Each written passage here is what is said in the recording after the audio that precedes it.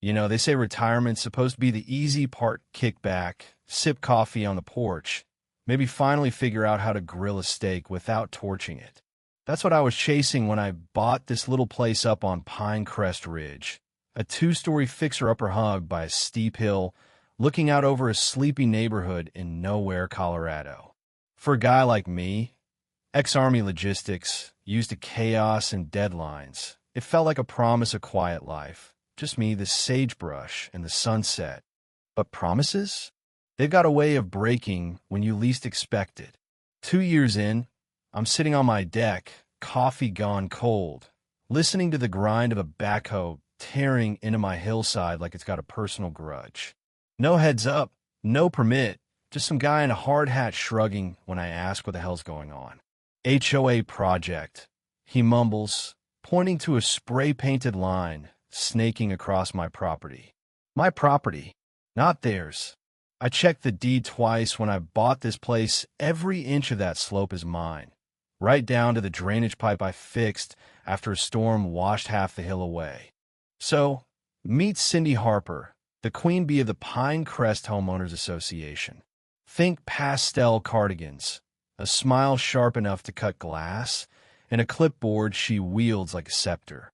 Cindy didn't just run the HOA. She was the HOA elected after some petty feud over a neighbor's tacky garden gnome got her voted in. She'd stroll the neighborhood like a general inspecting troops, jotting notes about untrimmed hedges or non-compliant mailboxes. My first run-in with her? She's standing at my gate, sunglasses perched, pointing at a sunflower I planted by the fence. That's not in the community aesthetic guidelines, Mr. Callahan, she says like I'd committed a federal crime. I laughed, thought she was kidding. She wasn't. 3 days later, a $50 fine lands in my mailbox. That's when I knew Cindy wasn't just annoying. She was trouble. Now, I'm not one for drama.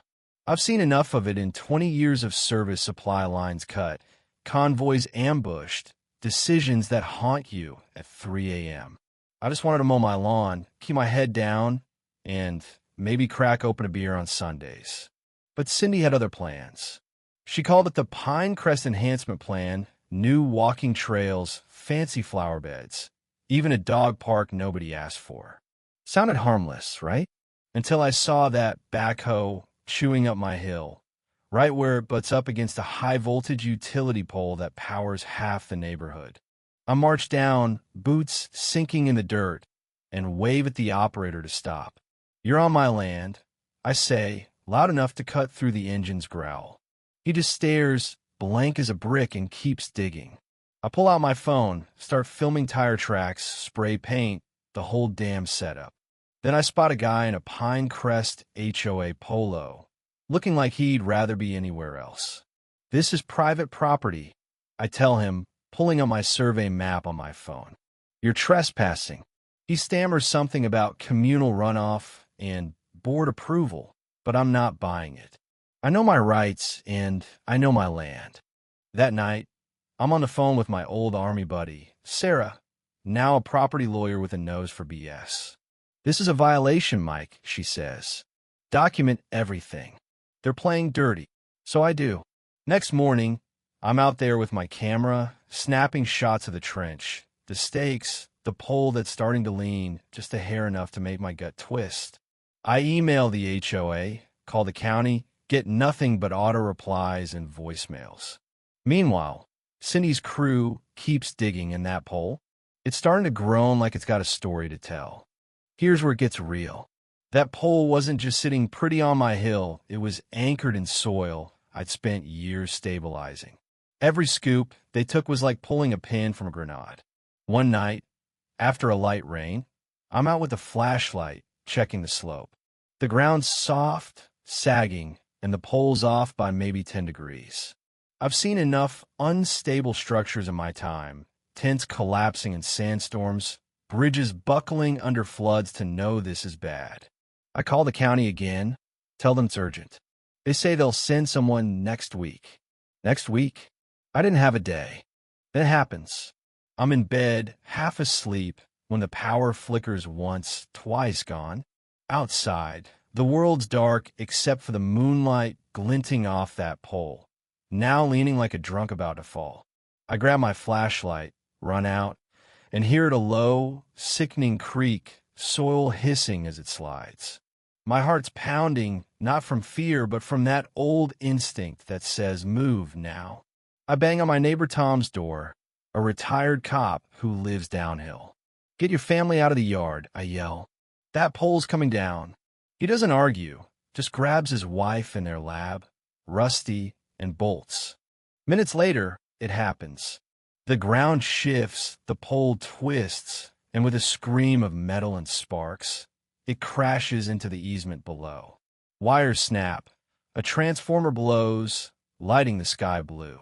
The neighborhood goes dead, no lights, no hum, just sirens in the distance and dogs barking like the world's ending. I'm standing there, soaked from the drizzle, watching fire trucks roll in, cops taping off the road, utility guys scrambling.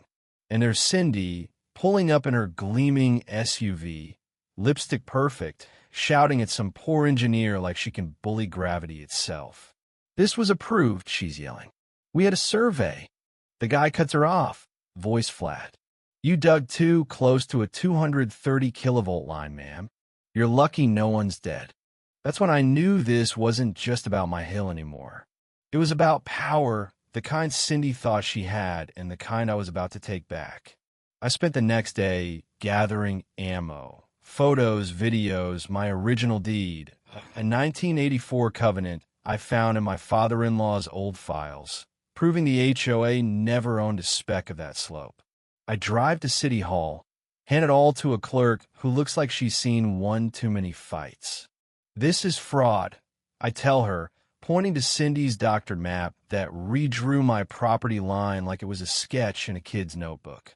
She nods, prints me a receipt, and says, this is going to stir things up. Good. The HOA calls an emergency meeting, and I show up, muddy boots and all, with a folder thicker than a phone book. Cindy's at the front, all pearls and poise, spinning some tale about unforeseen erosion and community safety. I don't wait for her to finish. I walk to the table, drop my evidence, the covenant, the fake map, a county report blaming her crew's digging. You forged ownership, I say, staring her down.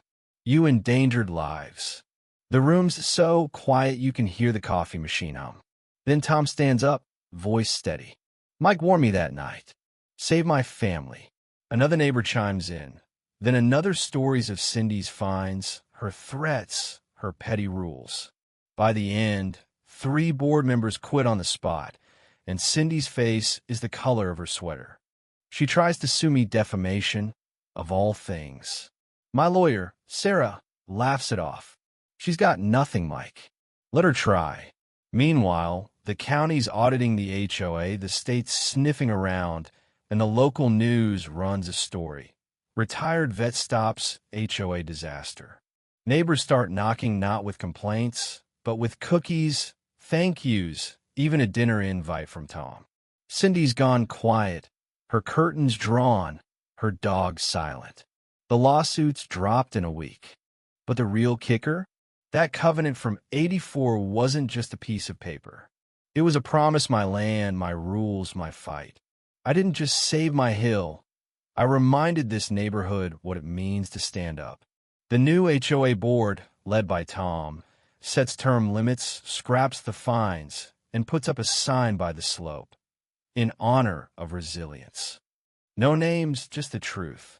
Now, I'm no hero, just a guy who wanted his coffee and his quiet. But sitting on my deck, watching the hill bloom again with wildflowers, I feel something I haven't in years, home. Not just the house, but the ground beneath it, the people around it, the fight that made it mine. So what do you think? Ever had to face down a bully like Cindy or an HOA gone rogue? Drop a comment. Share your story. Let's talk about what it takes to hold your ground. Because trust me, when you do, it's worth every second of the fight.